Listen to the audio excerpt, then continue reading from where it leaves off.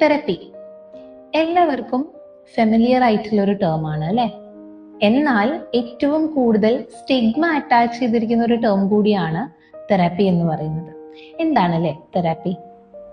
അതായത് നമ്മളിൽ പലവരും മെന്റലി ഏതെങ്കിലും രീതിയിൽ സ്ട്രഗിൾ ചെയ്യുന്നവരാണെങ്കിൽ, അതായത് എക്സസീവ് ആയിട്ടുള്ള സ്ട്രെസ് ആയിരിക്കാം, എക്സസീവ് ആയിട്ടുള്ള ഇമോഷണൽ എക്സ്പ്രഷൻ ആയിരിക്കാം, തോട്ടിൽ വരുന്ന വേരിയേഷൻസ് ആയിരിക്കാം, ബിഹേവിയറിൽ വരുന്ന എന്തെങ്കിലും പ്രോബ്ലംസ് ആയിരിക്കാം.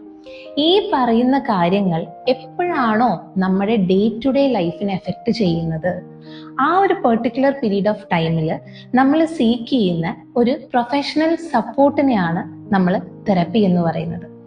പക്ഷേ നമ്മുടെ സൊസൈറ്റിയിലുള്ള ഒരു മിസ്കൺസെപ്ഷൻ എന്താന്ന് വെച്ച് കഴിഞ്ഞാൽ, they believe that therapy is for a particular group of people. എന്നാൽ അങ്ങനെയല്ല.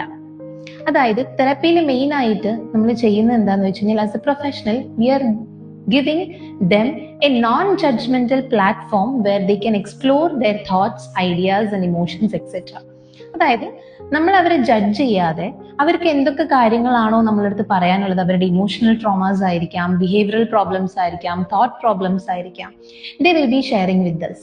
At the same time we are making them more resilient. അതേപോലെ തന്നെ ഒരു പ്രോബ്ലം വരുമ്പോൾ അത് എങ്ങനെ ഫേസ് ചെയ്യണം, ഒരു ഡിസിഷൻ എങ്ങനെ എടുക്കണം, ഒരു ഇമോഷൻ വരുന്ന സമയത്ത് നമ്മൾ അതിനെ എങ്ങനെ കൺട്രോൾ ചെയ്തിട്ട് പുറത്തേക്ക് എക്സ്പ്രസ് ചെയ്യണം, പ്രോപ്പർ ആയിട്ടുള്ള ഡിഫൻസ് മെക്കാനിസം ട്രെയിൻ ചെയ്യുക, and basically following the emotional wellbeing of that person. ഇതാണ് ആക്ച്വലി നമ്മൾ ആ ഒരു തെറാപ്പി സെഷനിൽ ചെയ്യുന്നത്.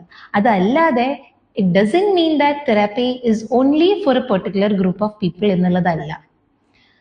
സോ സൈക്കോളജി അതേപോലെ തന്നെ മെന്റൽ ഹെൽത്ത് റിലേറ്റഡ് ആയിട്ടുള്ള കാര്യങ്ങളെ കുറിച്ച് കൂടുതൽ അറിയണമെന്നുണ്ടെങ്കിൽ ജസ്റ്റ് ഫോളോ സൈക്യൂരിയസ്.